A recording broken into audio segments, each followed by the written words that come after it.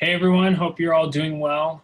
We're just going to give it another couple of minutes before we go ahead and get started here. Uh, Everyone is muted by default, and there'll be a little bit of a question and answer time here at the end. And so if you have questions throughout, feel free to put them in the chat box, or at the end, Zoom has a function where you can raise your hand. And if you do that, I will unmute you and you can ask your question verbally. So if I could just get a confirmation from somebody who's here that they can hear me, that would be fantastic if you could type that in.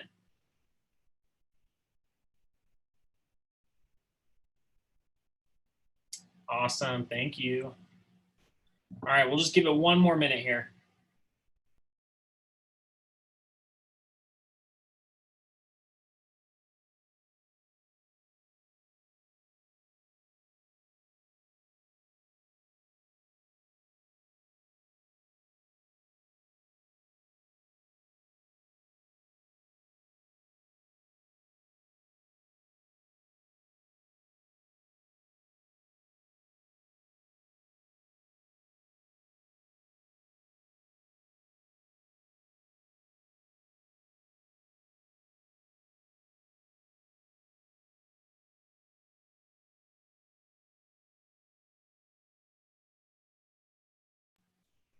All right, so I think we're going to go ahead and get started.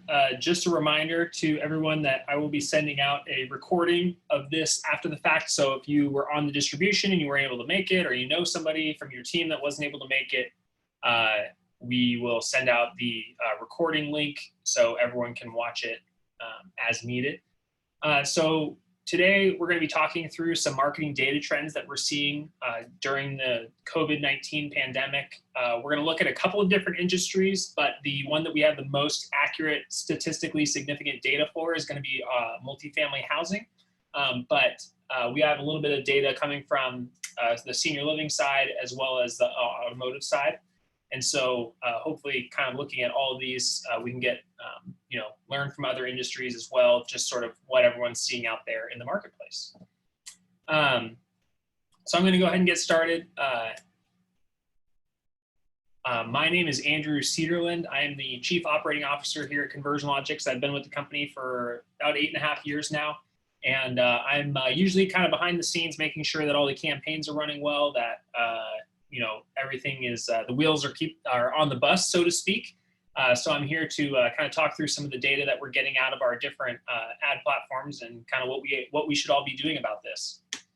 So we're going to run through the latest marketing stats, then talk about the impact of those current trends. And then last is, adapting and strategize. What are we going to do moving forward?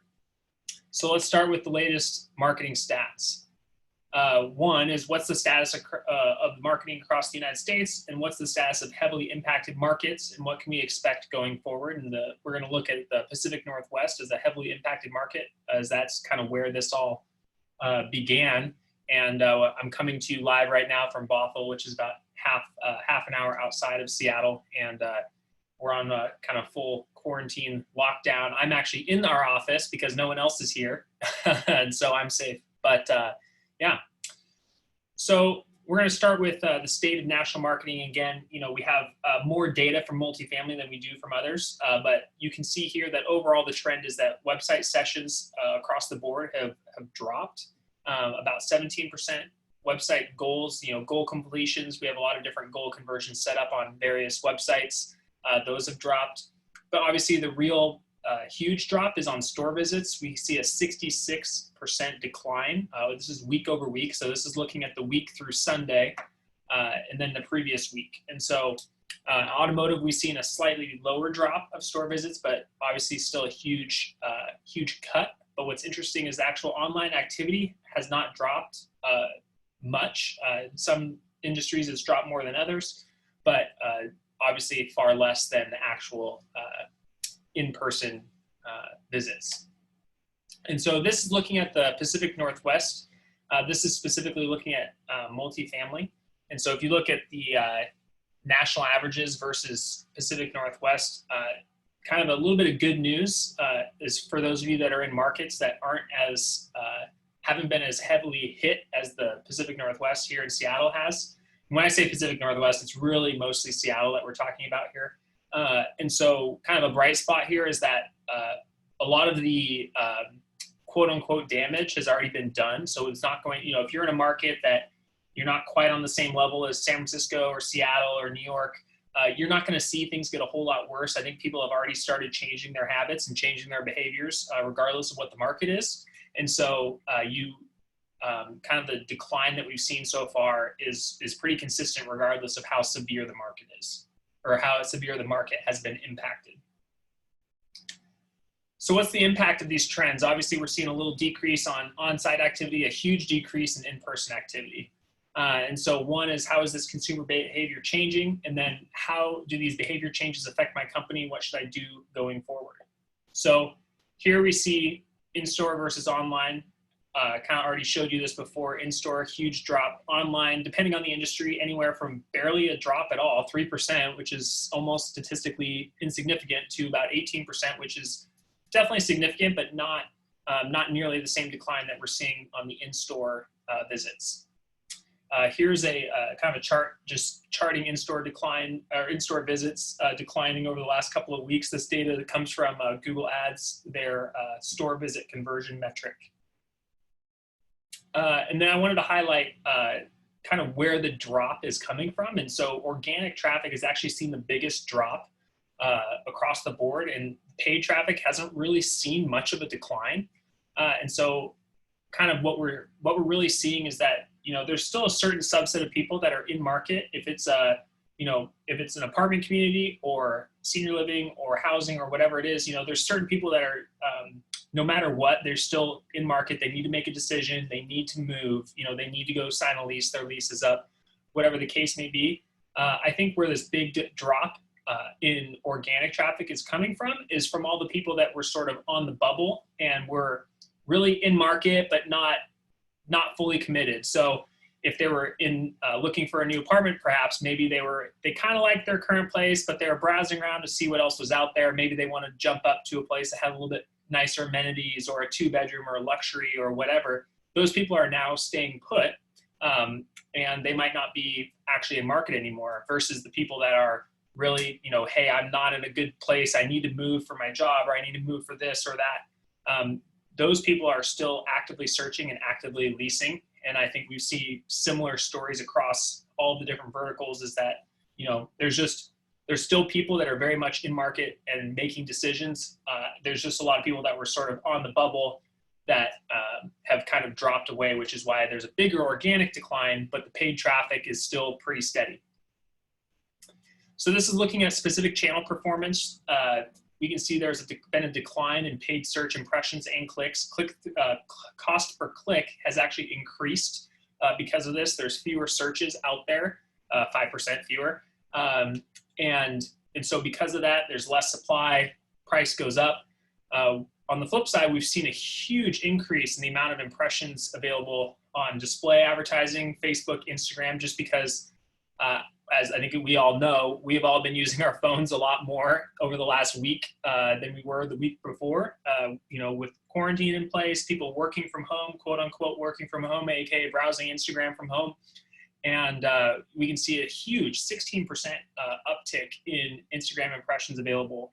And so there's also a huge amount of clicks. And so there's, we're seeing people shift their habits where they're spending, there's still a lot of opportunity to get in front of people.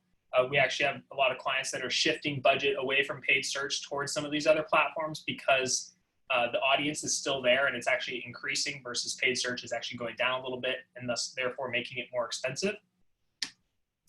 Wanted to talk through a tool we have called the Conversion Cloud. So for those of you that don't know, we over the last year developed our own software platform that we have a few different lead gen tools. And so the two biggest lead gen tools that we have are Concession Manager, which is an offer manager, allows you to put an offer on your website, easy for a prospect to come in and claim it, and then they become a lead for that leasing agent or salesperson. And then the second app that we have heavy use of is Schedule Genie, which is a appointment setter. So multifamily uses it for tours. We also have people that use it for scheduling a call, schedule a visit. And so overall, we've actually seen an increase. This is looking at multifamily specifically, just because that's what we have the most statistically significant data for. This is, thousands of leads versus, low hundreds of some of the other verticals.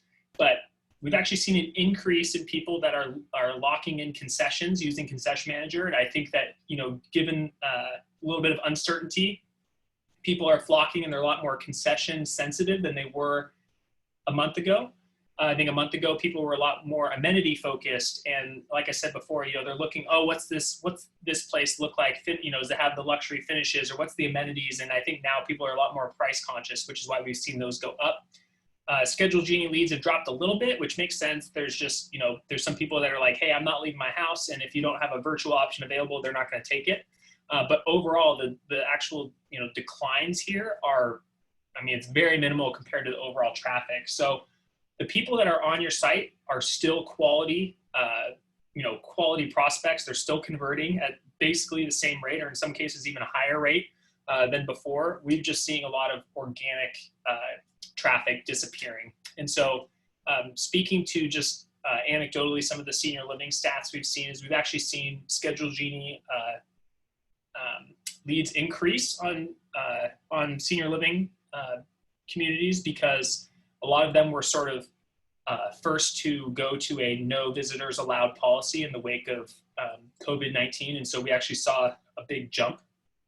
And then for automotive, we have a different app called Best Price Now, which is a trade-in evaluator tool. And that has actually gotten a huge amount of increase. That's up 9% week over week. And then Concession Manager for automotive specifically is up 16%. So again, this is just speaking to the price sensitivity. People are still shopping, but their needs have changed a little bit. So overall, this is multifamily.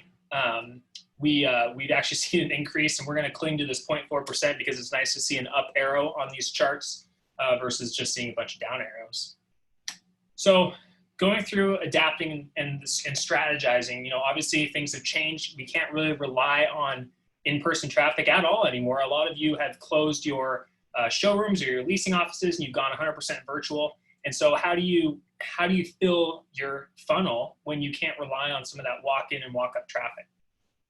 So one, how can you adjust your marketing? And two, how can you improve your operations? Obviously, you're moving to a remote scenario. We shifted to being fully remote as an organization, and there's always challenges that you're trying to work through to make sure that you're still able to be productive.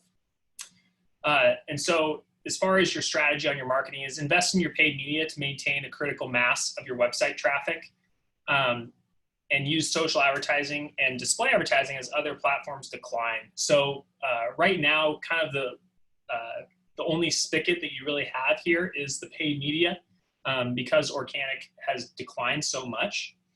And so it's really important that you're continuing to invest and bring people to your website, because the ones that you are bringing that still are searching, they are still converting, they are still scheduling tours, scheduling appointments. It's just you might be losing lower volume overall and seeing a little bit decreased volume overall. The other thing that's important is retargeting and nurturing. So a lot of the, for speaking of multifamily and automotive and senior living, those are kind of our biggest three verticals that we work with. They're all long sales cycles. So people that are specifically looking for an apartment right now, they're actually not looking to move. I think the stat is 68% of all people searching in March are actually looking 2 months out. So you're talking about people that are looking to move in May and June and even July over the next 30 days. And so what that means is by the time that those people that are currently searching now are actually ready to move, hopefully, God willing, a lot of this will be sort of behind us. We'll be back to normal here in the next couple of months. And so it's important to make sure that you're not cutting your entire leasing funnel off or your sales funnel off, and making sure you're continuing to nurture and retarget. And then also email is really, really important during this time. It allows you to communicate with your clients, communicate with your prospects in a very coherent, succinct way. I think we've actually seen email open rates increase over the last week or so, just because people are very hyper aware of what different businesses are doing in response to COVID. And so our response rates have actually gone up over the last couple of weeks. and we've seen clients have some good success with using email to draw, get leads and make some purchases. And then next is adjusting your conversion strategy. Use an appointment scheduling widget to book virtual appointments. Whether you use ours or another one, just highly recommend getting some sort of appointment scheduling, tour scheduling app on your site, because people obviously, they're not going to just, one, they can't show up to a lot of your places. And then two is, if they're filling out a contact form, they kind of don't really know what they're getting from that. And so being able to offer them, hey, we're going to call you at this specific time and talk through your questions. We've seen conversions stay strong and lead flow stay strong on some of these tools. Next is promote compelling offers on your websites. We've seen that people are really price sensitive and concession sensitive right now. And so it's important to make sure that you're able to respond and give them an offer to convert on.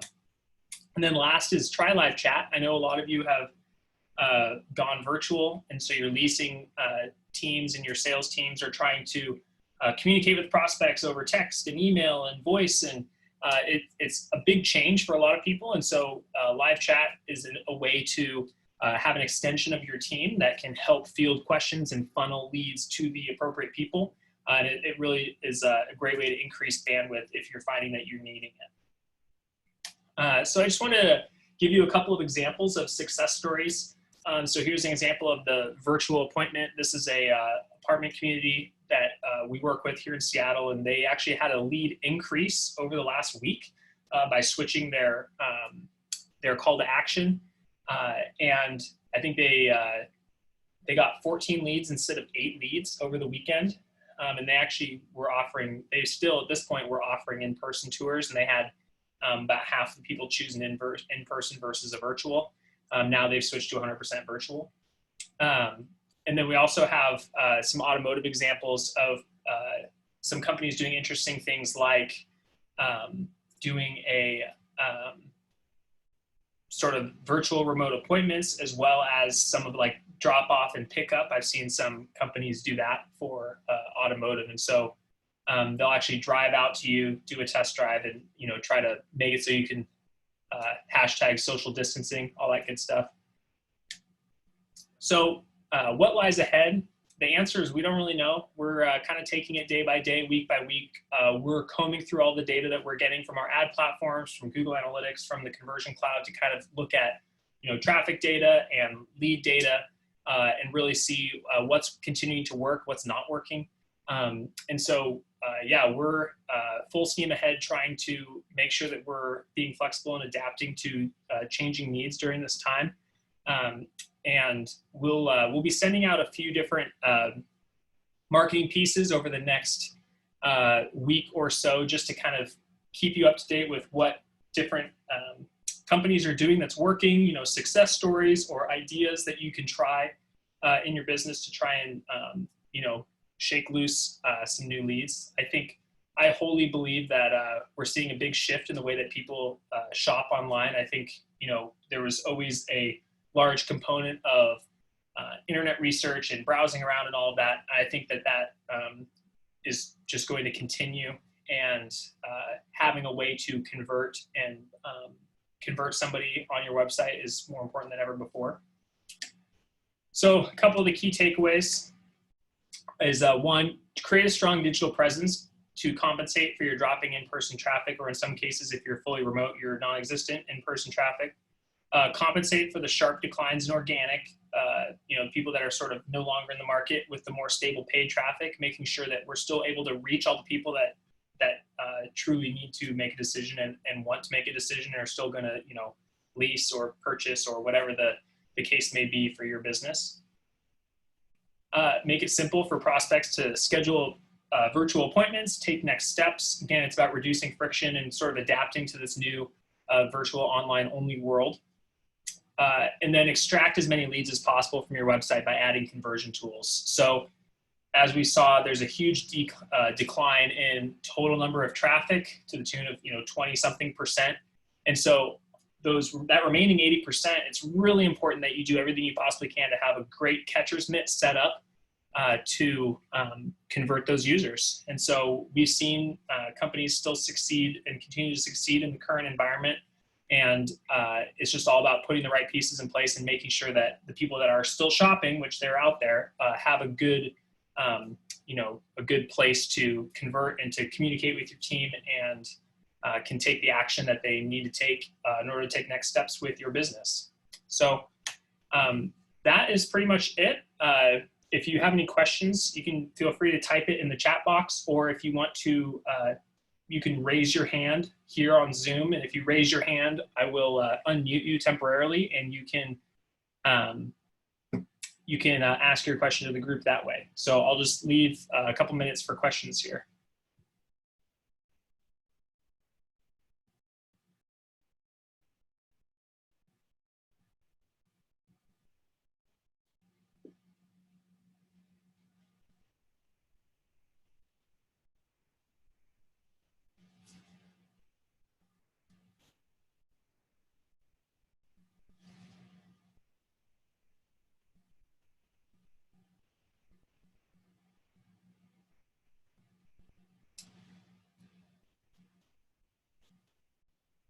So first question is, does that mean that 80% of traffic is still in market looking for now to 30 days out? No. Out of the 80% that remains, it doesn't necessarily mean that people are looking now through 30 days out. The stat, if you're speaking about multifamily specifically, is that 68% of all traffic, 68% of all traffic that is hitting a site in March, they're looking to move over the next 60 days. So there's a smaller subset of people that are sort of last minute decision makers in the multifamily space. It's more of just that overall we're seeing a reduction of about 20% when we look at the overall. So it says your data only compares 1 week to the previous one. Is the data consistent when you compare March versus February numbers?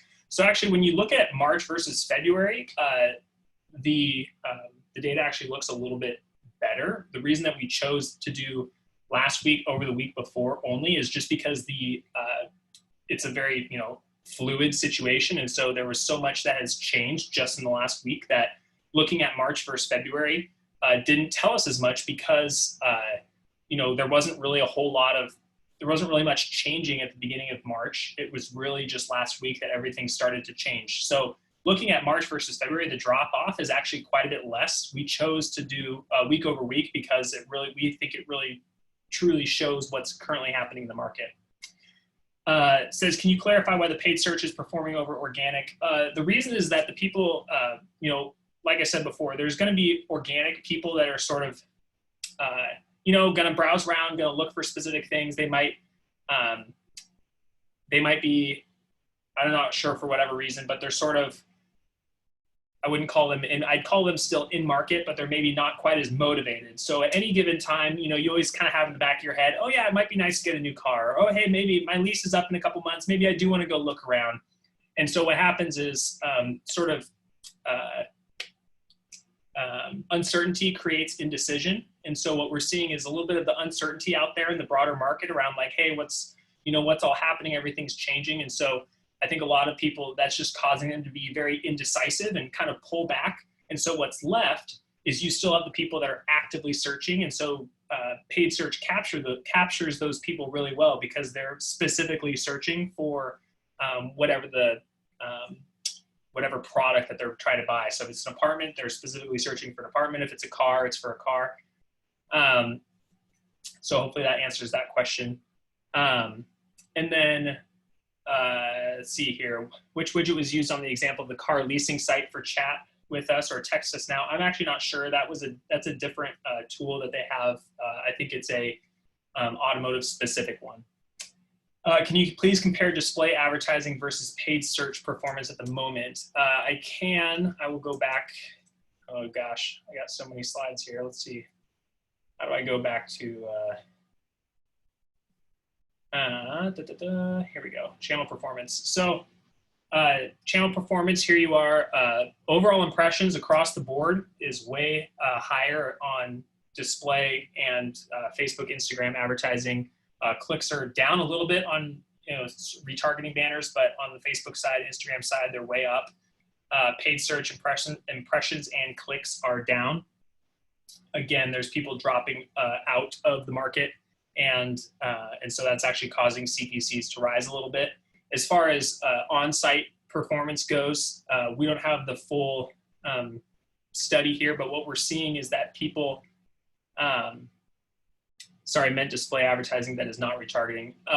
We don't have that specifically broken out here, but it sort of emulates. So we have a product called data-driven display, which is targeting in-market shoppers. So those numbers are basically the same as what we see on retargeting, and what we see on Facebook is that there's a large amount of increased impressions just because there's so much extra inventory available as people are spending a lot more time, quote unquote, working from home, aka browsing from home. And so we've seen across the board a huge amount of impression increases on everything.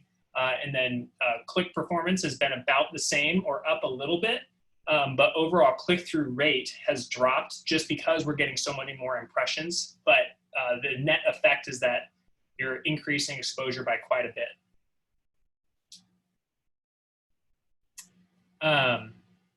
Great. Anyone have any more questions?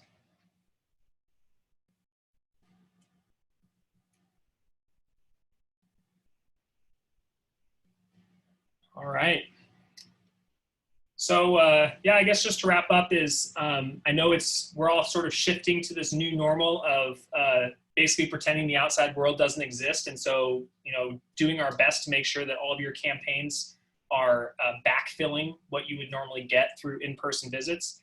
And if you do have any changes that you'd like to make, tweaks to your campaign, please reach out to your account manager.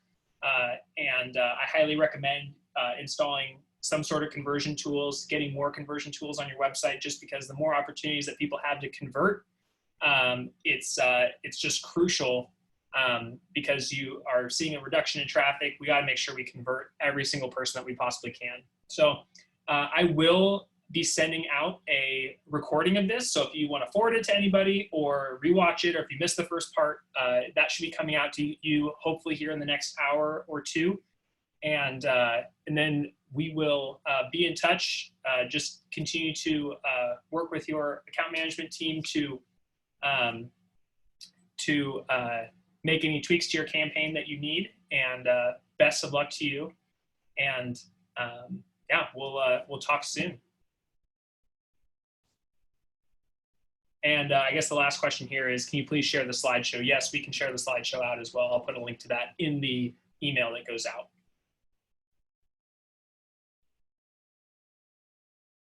All right. Thanks, everybody. Have a great day. Stay healthy.